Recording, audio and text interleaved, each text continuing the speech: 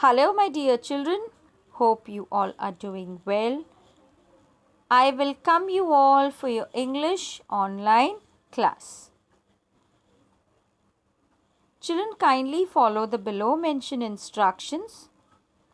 Use earphone or headphone for a better learning experience.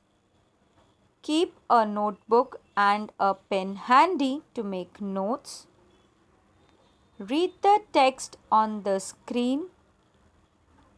Sit at a quiet place.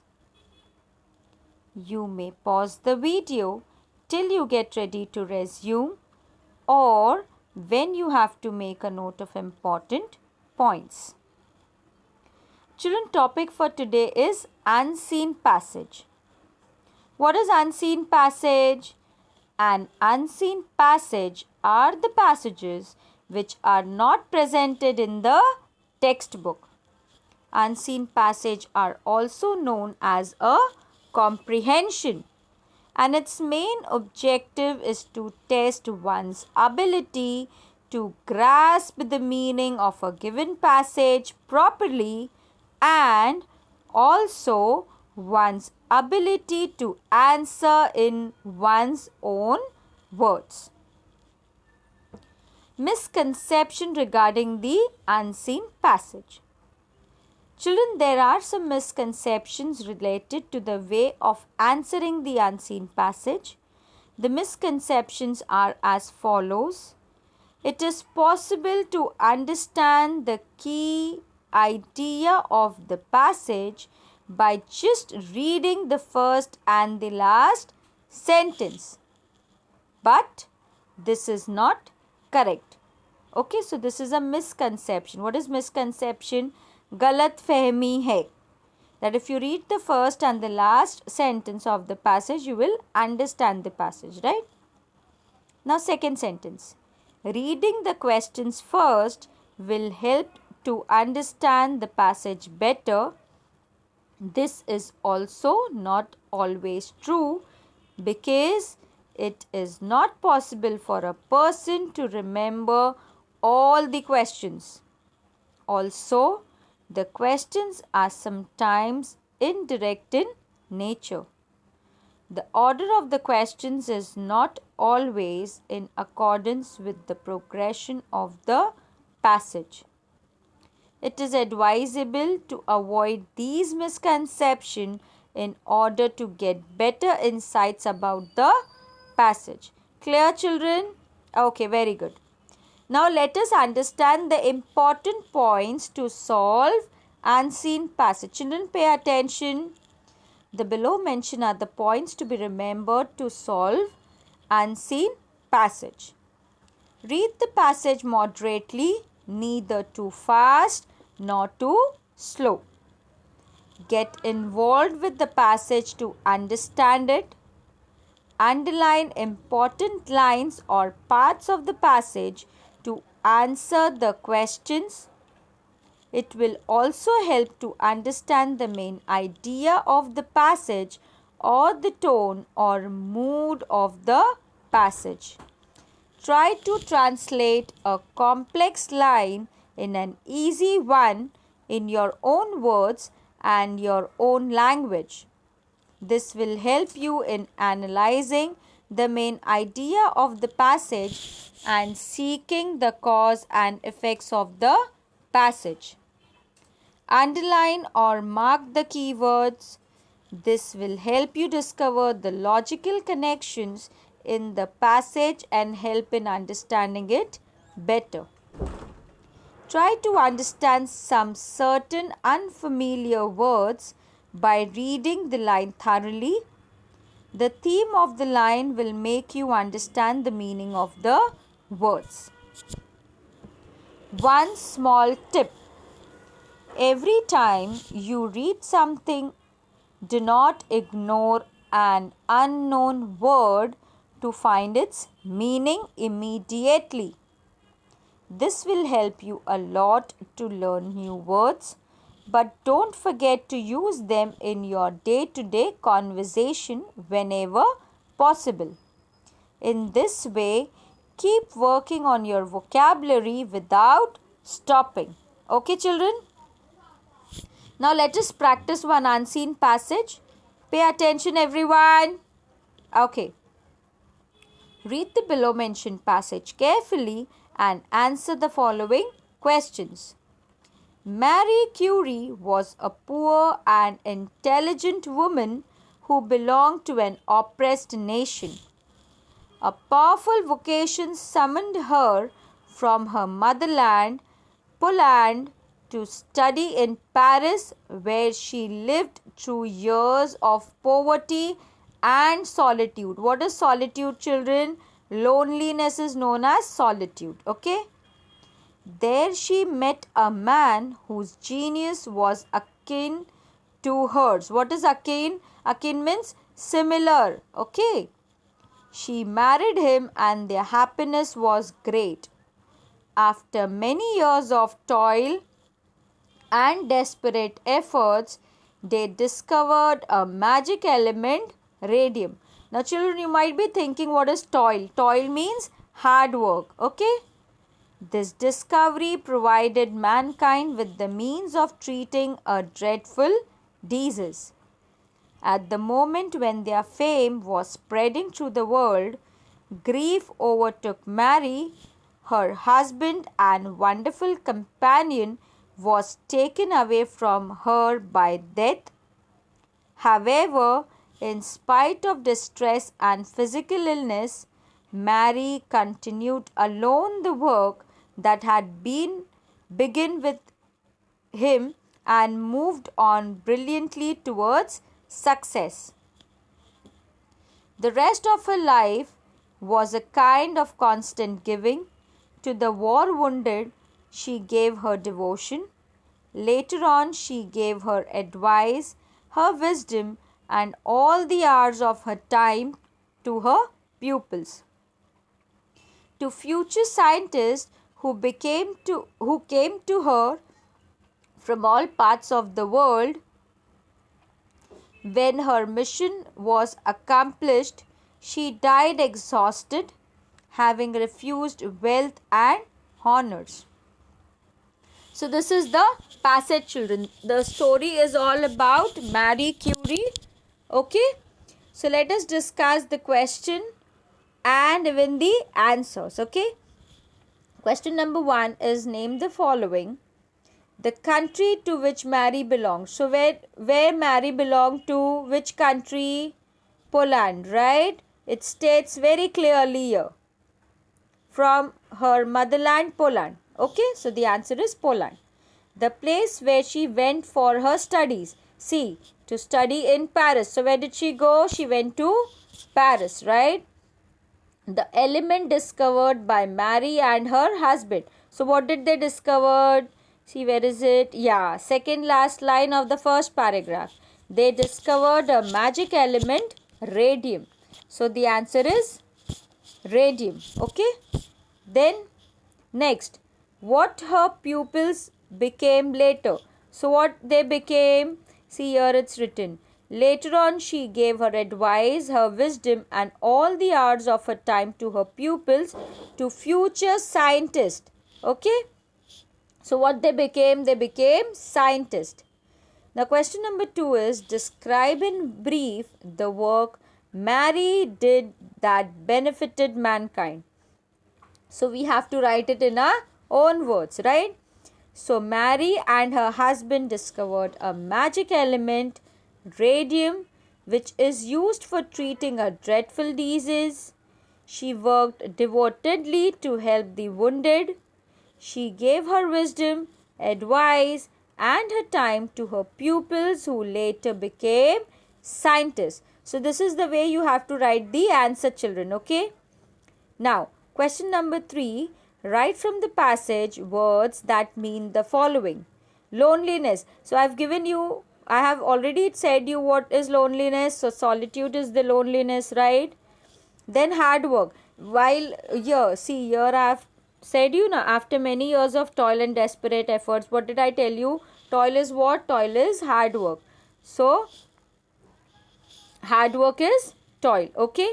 Then an occupation for which a person is specially drawn or suited.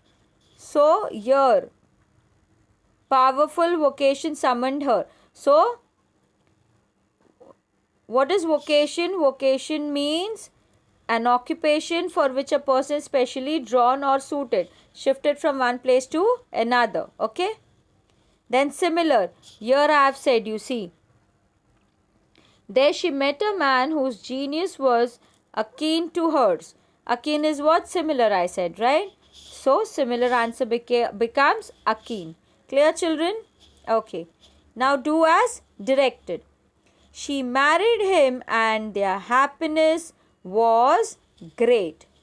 Identify the verb and adjective of the given sentence. So married. Married is a verb. Action is there, right? So married becomes verb and great is a adjective. What is great? Quality. What is adjective? Quality of something, right? So the answer is married, it becomes verb and great is adjective. Then she gave her advice, her wisdom and all the hours of her time to her pupils. Rewrite the sentence using not only ... but also. This ... is what? I have taught you the punctuation, right? ... is what? Parenthesis, right? So the answer becomes, she not only gave her advice but also her wisdom and all the hours of her time to her pupils. So not only but also is there in the sentence. So hence your answer is right. Okay, children? But then it should be grammatically correct. Anywhere you cannot write not only but also, right? You have to match with the sentence. Where is it matching? Okay. Then last but not the least is personal response question. Would you like to be a scientist when you grow up? Explain your reasons. Okay. So this is my answer. Everyone would have different answer. If there are 150 students in one class as in one standard, that is whatever the standard is, 7th ABC or 8th ABC or 9th ABC, a particular standard. So every child would be having his personal response, her personal response, right? So I have written my response as, no, I would not like to become a scientist because I do not like science. When you are saying no to something, you have to give a reason. When you are saying yes to something, you still have to give a reason. Okay? I like singing and music very much, and I am already learning to play the guitar. I would like to be a singer or a musician when I grow up. Okay? So every child will be having different personal response. Okay, children? So this is how you need to write your answer. Okay? So here comes the home assignment. Pay attention. I am reading the passage for you, children. Read the below mentioned passage carefully and answer the following questions. The earth upon which we live in one of the known planets that circle the sun.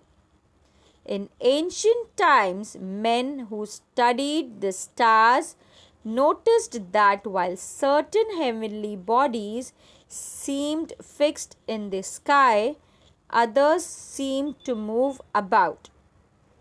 The latter they name as planets or wanderers.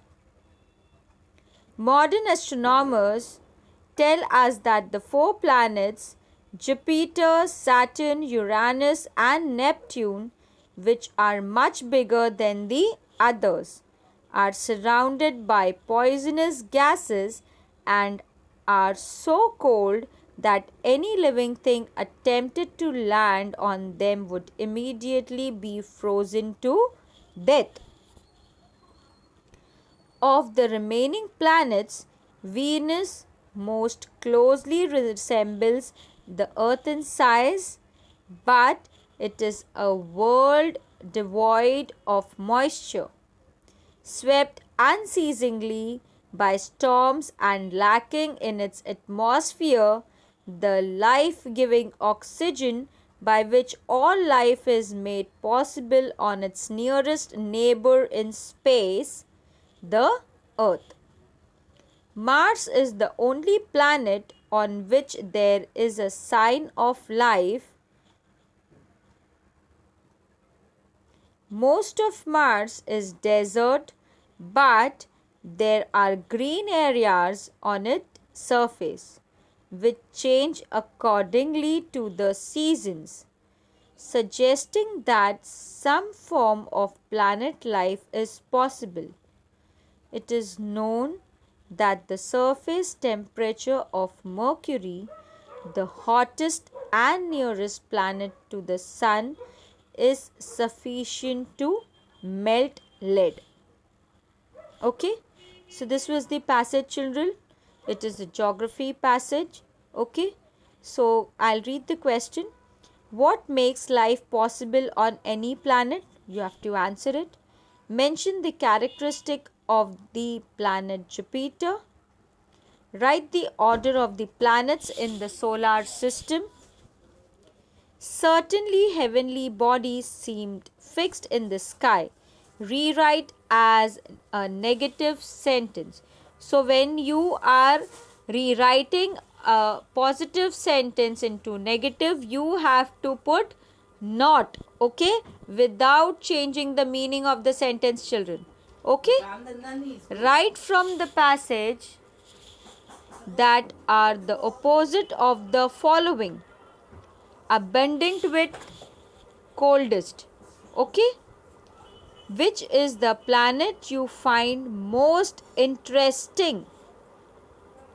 I repeat, which is the planet you find most interesting? Give your reasons. Okay, children, so this is your home assignment. You need to write it in your English notebook. Okay, now here comes the main objective of our lecture. What is the objective? We all want to speak English fluently. Okay, so hence we have adopted two activities. One is spoon feeding. Teacher gives words, teacher gives meaning. You just need to frame sentences in your own words.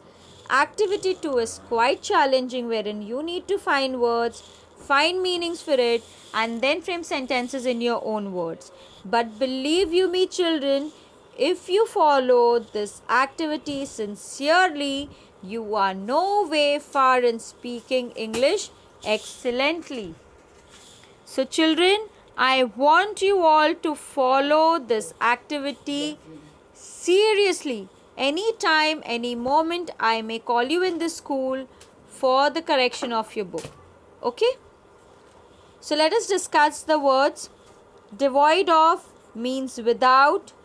Unceasingly means without stopping or continuously. Lacking means not having. Clear?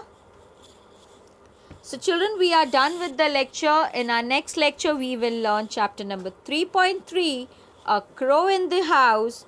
Okay? So children, thank you so much for your time and attention. Stay healthy, stay safe. God bless you all. Have a great day. Bye-bye.